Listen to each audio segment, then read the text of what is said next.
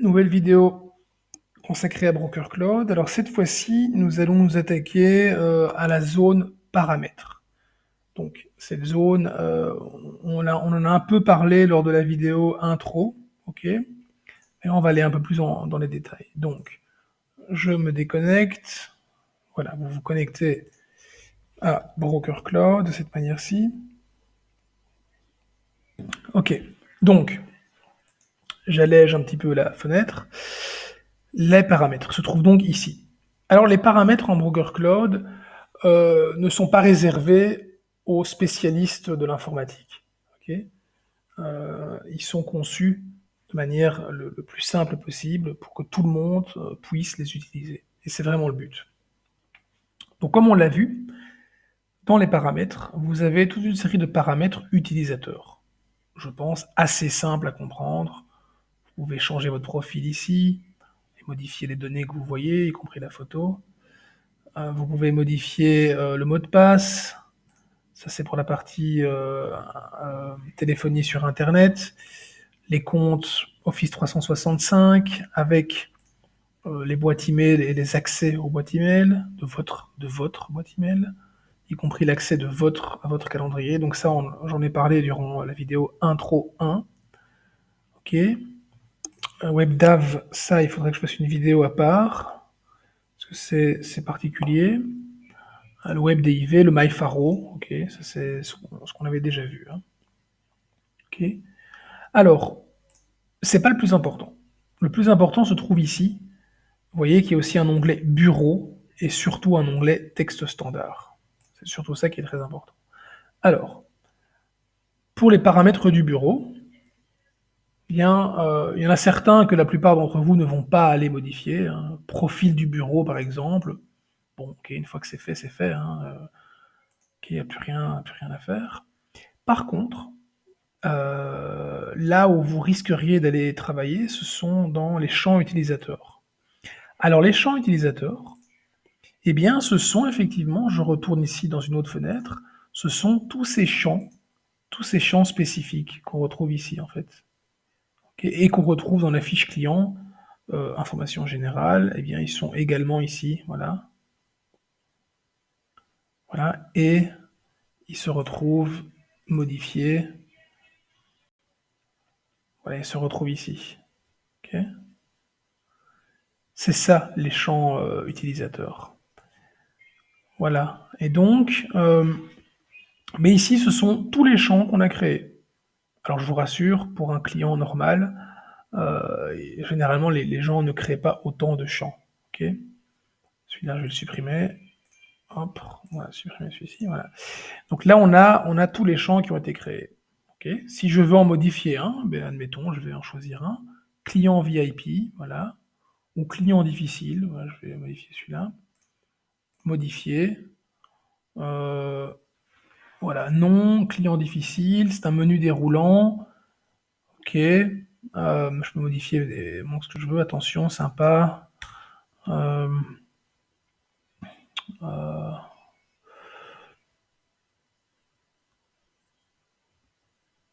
voilà, très exigeant. Par exemple, hein, ok, voilà, là j'ai créé mon menu mon champ utilisateur. Euh, alors, comment je crée un champ? Eh bien, c'est très simple. Hein. Encore une fois, il n'y a pas de surprise, hein, c'est le plus. Vous allez créer votre champ. Vous allez lui donner un nom. Ok, par exemple, j'invente totalement type de chasseur. Voilà, imaginons vous êtes un courtier qui avait beaucoup de clients chasseurs et vous voulez absolument donner un type pour ce genre de client, ok, type chasseur, ok, pour interrogation. Alors, vous pouvez décider de quel genre de champ il s'agit. Est-ce que c'est un oui ou non? Alors ce sera une box, une petite checkbox. Ce sera alors quelque chose comme ceci, hein, voilà, client VIP, oui, non, très bien. Ou alors un texte, donc là il n'y aura rien, c'est simplement un texte que vous indiquerez ou pas. Ça peut être aussi un numéro, une date. Le plus souvent, c'est aussi un menu déroulant. OK. Vous pouvez décider de le mettre à différents niveaux. Vous pourrez très bien dire, beh, ce champ, c'est un champ au niveau de la police plutôt. Ou alors c'est un champ au niveau du sinistre, ou au niveau de la partie, peu importe. Au niveau de la partie, voilà. Type de partie, vous pourriez même préciser que ce champ n'est que pour,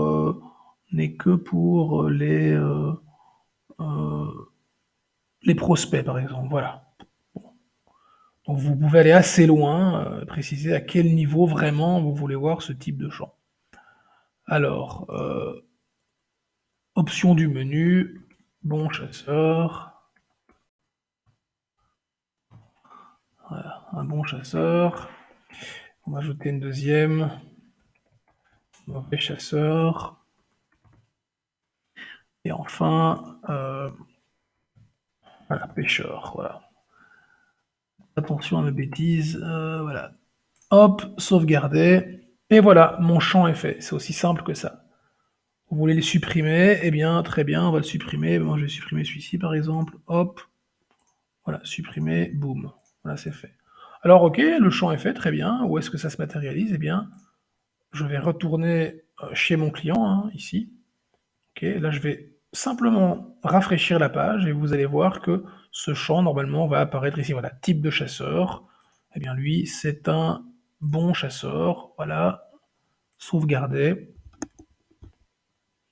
Et voilà, maintenant c'est fait. Et effectivement, cette information apparaît ici. Là, je le vois tout de suite. Voilà, attention, celui-là, c'est un bon chasseur. Voilà. Donc ça, ce sont les menus, les champs utilisateurs, donc des champs spécifiques.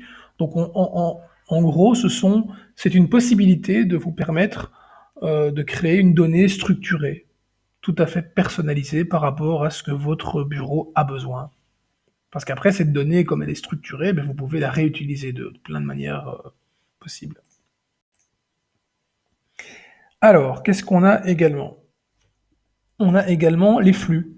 Vous vous rappelez, les flux, c'était, quand je retourne chez un client ici, eh bien le flux, c'est la possibilité que j'ai dans cette zone-ci d'ajouter une espèce d'étape, enfin, oui, un flux de travail, un workflow.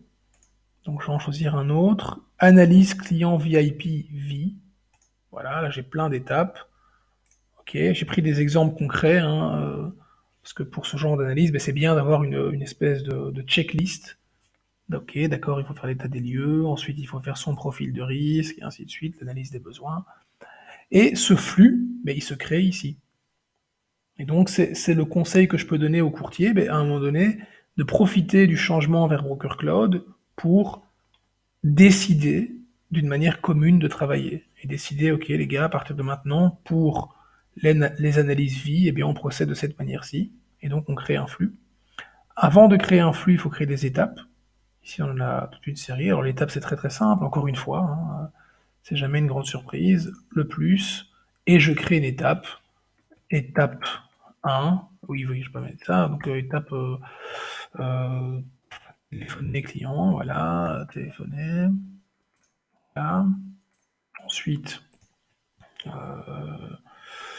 voilà, envoyer les minutes, send minutes by email. Envoyer les minutes, donc le compte rendu, en français plutôt, voilà, compte rendu par email. Voilà, et ensuite l'étape remettre offre. Avec deux T, c'est mieux. Voilà. Voilà, donc là j'ai créé plusieurs étapes qu'on peut réutiliser après, hein. Bon, ici on en a plein, c'est un peu le foutoir, mais bon. Ici je vais créer un flux maintenant, voilà. Je vais l'appeler flux prospect. Prospect téléphone. Voilà, prospect téléphone, vous me voyez venir. C'est au niveau partie, ok. Et là, on va rajouter des étapes.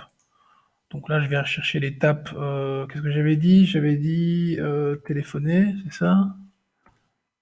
Voilà, téléphoner. Hop. Une autre étape, c'était Ah oui, c'était, compte rendu, hein, c'est ça? Voilà, compte rendu. Voilà, là, il faut un petit peu chercher, hein. Voilà, les comptes rendus par email et ensuite c'était offre ou remettre offre, c'est ça. Voilà, là, vous voyez que c'est un petit défaut de Broker Cloud, c'est que, voilà, cet écran n'est pas très fun, il est un peu tout petit. Bon, OK, c'est des choses qu'on va améliorer, mais pour l'instant, bon, effectivement, c'est un peu comme ça. Donc remettre offre, voilà, j'ai mon flux qui est fait, mais voilà, c'est fait, j'ai mon flux et c'est directement utilisable. Voilà. Dès que ce client appellera, ou du moins vous l'aurez au téléphone, eh bien, vous vous rappellerez, OK, moi j'ai mon flux, prospect téléphone, voilà, hop, il est là, et il est à côté ici. Voilà. J'ai un flux très simple en 3 étapes, une, 2, 3, l'affaire est faite. Voilà, maintenant je supprime mon flux pour ne pas salir ma page. Alors, on continue, on a les flux. Alors, ensuite on a les équipes. Alors là, il s'agit des équipes internes, évidemment. Donc c'est les équipes dans votre bureau. Donc les petits bureaux, évidemment, n'ont pas besoin de ce genre de structure, mais les bureaux plus importants, bien effectivement, ils peuvent avoir une équipe IRD, une équipe sinistre, une équipe souscription. Pour créer l'équipe, rien de plus simple, hein. Je clique sur le plus, je donne un nom à mon équipe, et puis je vais sélectionner ici eh bien, les gens qui font partie de cette équipe. Et les gens qu'on voit là, ben, ce sont mes collègues. Donc vous devriez voir vos collègues. Voilà. Alors, menu déroulant. Alors là, si vous voulez, un peu partout dans Broker Cloud, vous allez retrouver des menus déroulants. Ok, par exemple, je vais par exemple dans mes tâches, voilà, ici des tâches, je vais créer une tâche. Voilà. Vous voyez qu'il y a plusieurs menus déroulants, comme la priorité, par exemple. Priorité, le type de tâche, ainsi de suite. Et je vous avais dit que tout ça, c'est paramétrable. Donc c'est nous qui pourrons décider quel type de tâche on veut voir. Eh bien, toutes ces choses se gèrent justement dans mes menus déroulants, qui sont ici. Ok, donc là, il faut un peu chercher, il faut un peu s'amuser avec l'outil pour rechercher, hein. Et ça se fait, j'ai envie de dire, ça se fait en fonction de vos besoins, hein. Et c'est plutôt après coup que vous allez vous dire, bah, tiens, au final, dans ma gestion des tâches, moi j'aimerais bien un truc en plus que priorité.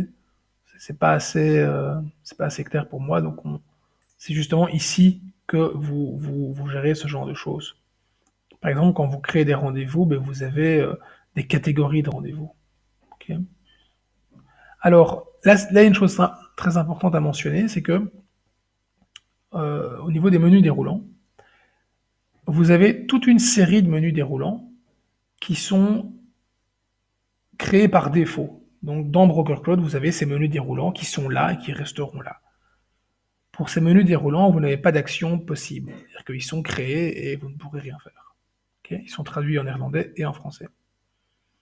Mais vous pouvez aussi créer un menu déroulant, comme ici.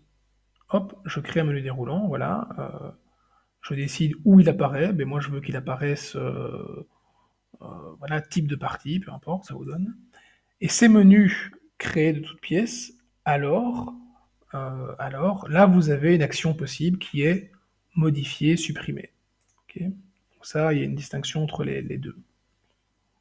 Voilà. Alors, catégorie de rendez-vous, voilà. Moi, j'ai 3 catégories de rendez-vous. J'ai des rendez-vous Broker Cloud, expertise et rendez-vous. Super. Bon, comment je peux en ajouter un? Modifier. Voilà, là, je modifie celui-ci. OK. Admettons, je vais modifier une autre catégorie de rendez-vous. Voilà, je vais chercher menu déroulant, catégorie il est où, catégorie de rendez-vous, voilà. Eh bien, j'en ajoute une nouvelle. Voilà. Prospect, voilà. Catégorie de rendez-vous, prospect, je le mets en néerlandais si j'ai envie. C'est pas obligatoire, hein, faites ce que vous voulez. Prospect, voilà. Sauvegarder. Et voilà, maintenant dans ma catégorie de rendez-vous, ici, ben, j'ai en plus prospect. Ça veut dire que ici, je vais me créer un rendez-vous. Ok, donc on va aller dans mon agenda. Ok, agenda. Ok, là je crée un rendez-vous ici, boum. Catégorie de rendez-vous, et voilà, j'ai ajouté prospect qui est ici. Hop. Donc vous voyez, c'est vraiment très très simple de jongler avec ces paramètres. Alors, on continue, on a les portefeuilles, pareil. Si vous rachetez un portefeuille, eh bien vous l'ajoutez ici. Voilà, portefeuille de Monsieur Lambert qu'on a racheté. Et après, si vous vous rappelez, quand vous encodez une nouvelle police ou un client, vous pouvez préciser dans un menu déroulant de quel portefeuille il s'agit. Ok. Alors, créer des dossiers par défaut, ça c'est très utile. C'est l'arborescence c'est l'arborescence que l'on va, euh, qui est créée par défaut.